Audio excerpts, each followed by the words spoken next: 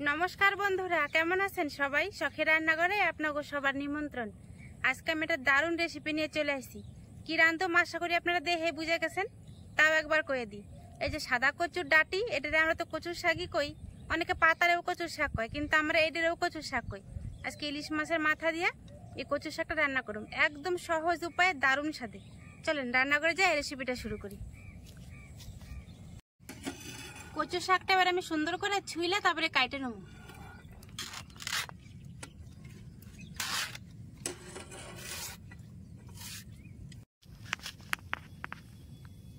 এরম সাইজ করে আমি সব করা কচু এখন কাটে নেব, মানে কচুর শাক আর কি।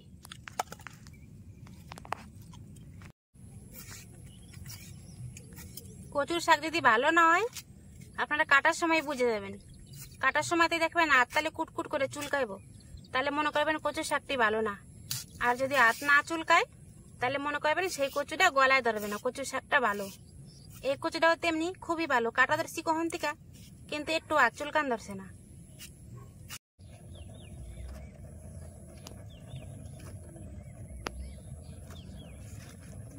দেখেন এক গাবলা কচু শাক কাটে হেলাইছি, আর লাগবে না, এতে হয়ে যাবো গা। কারণ এটা সুন্দর করে জল দিয়ে ধুয়ে পরিষ্কার করে নেবো।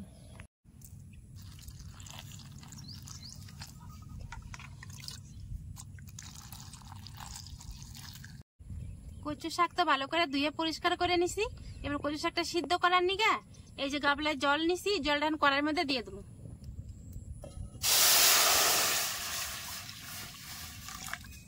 এবার কচু শাকগুলো কড়ার জলের মধ্যে দিয়ে দেবো।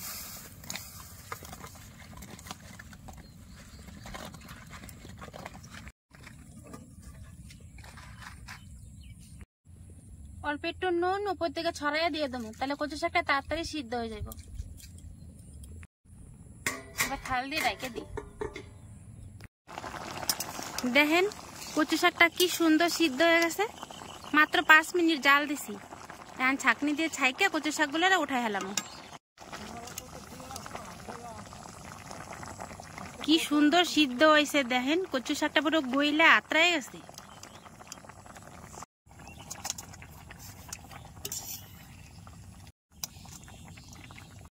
কড়াইটা পরিষ্কার করে আবার চাপাই দিছি, বেশ সুন্দর গরম হয়ে গেছে। আর এর মধ্যে অল্প চীনা বাদাম দিয়ে দেব। বাদাম কটা এখন লাল লাল করে ভেজে নেব।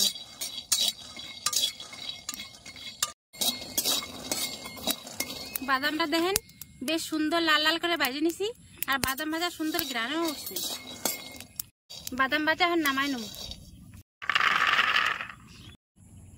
বাদাম ভাজা হয়ে গেছে সুন্দর করে, এখন কড়াইতে সরষের তেল দিয়ে দেবো।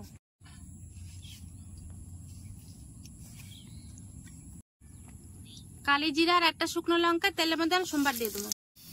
জিরা রাহা 3টা কাঁচা লঙ্কা দিয়ে দেবো। নুন হলুদ মাখানো ইলিশ মাছের মাথা দুইটা এখন দিয়ে দিই।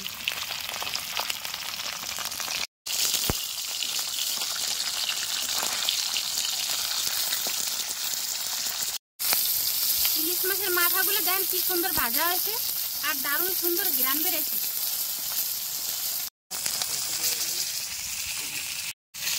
ইলিশ মাছের মাথা আর সোমবার সবই সুন্দর করে ভাজা হয়ে গেছে। এখন আমি এই যে জল ধরে রাখা কচু শাকটা দিয়ে দেবো।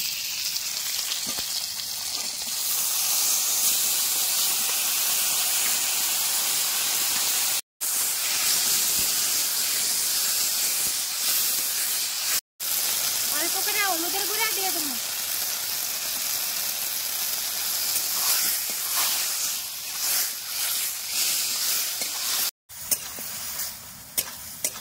কতখানি শাকটা বাছিলাম দেখেন কড়াইতে, প্রথমে যখন চাপাইছিলাম এক কড়াই ভর্তি, সেই এখন তলানিতে পড়ে গেছে।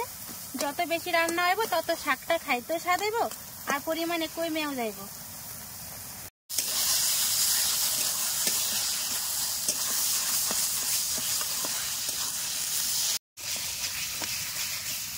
কচু শাক রাঁধতে অনেকে পেঁয়াজ রসুন ব্যবহার করে, ঠিক আছে। আবার অনেকে আছে দেখবেন ছোলা নাইলে বাদামও দেয়, আমিও দিই। কিন্তু সেক্ষেত্রে যখন কচু শাক নিরামিষ রাঁধি তখন, মানে মাছ ছাড়া রাঁধলে। আজকে যেহেতু আমি মাছের মধ্যে দিয়ে রান্না ধরছি, তাই কচু শাকে আমার কিছুই দিব না। এখন রান্নাটা আমার শেষ হয়ে গেছে, উপর থেকে একটু চিনি ছড়াই দিয়া নামাই নেবো। কচু শাক একটু মিষ্টি মিষ্টি ভালো লাগে, তাই অল্প করে চিনি দিয়ে দিলাম।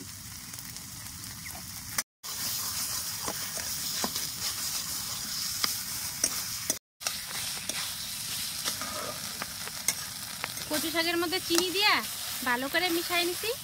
কচু শাকটা এখন হয়ে গেছে, আর নামাই নেব।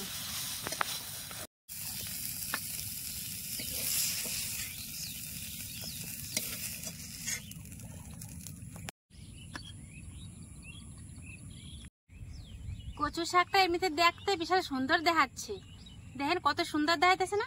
এটা সৌন্দর্য একটু বাড়ানো নিগা এই দেখেন অল্প করে চীনা বাদাম তখন ভাজছিলাম না, তার থেকে খুবই সামান্য পরিমাণে নিয়ে গুঁড়া করে নিছি। এই দেখেন, আর এটা উপর থেকে ছড়াই দেবো।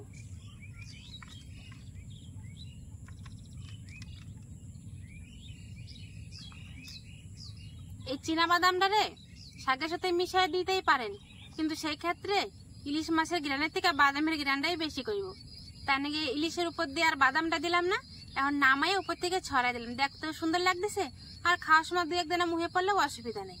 এবার আমি খাইয়ে দেখুন কেমন স্বাদ হয়েছে। কচু শাক এমনই একটা শাক, যতই বেশি করে রান্ধেন, রান্না শেষে দেখবেন অল্পই হয়ে গেছে।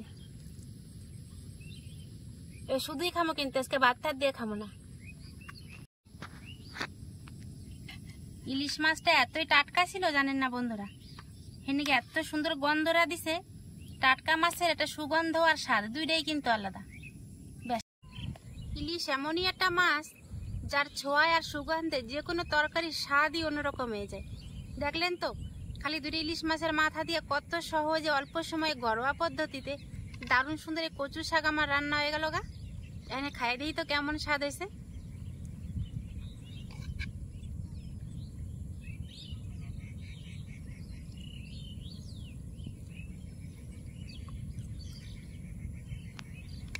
দারুণ স্বাদ হয়েছে বন্ধুরা।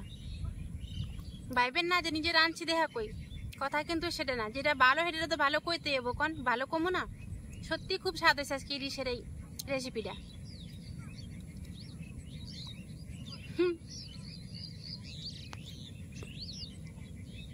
যেটুক রাঁধছি মনে ওদের সে একাই শুধাই খাইলাম, কিন্তু হেডে কলাই তো না, বাড়ির সবাই তো খাইবো। যদি আমার এই সহজ রেসিপিটা আপনাকে পছন্দ হয় তাহলে অবশ্যই এটা লাইক, কমেন্ট, শেয়ার আর সাবস্ক্রাইব করে দিবেন। আর ফেসবুকে থেকে দেখলে ফলো করতে ভুলেন না। আবার একটা কথা কই, ইলিশ মাছের মাথা দিয়ে যদি কচু শাক রান্না করেন, দয়া করে বেশি কিছু কিন্তু দিবেন না, তাহলে ইলিশের স্বাদটাই হারাই যাবো গা।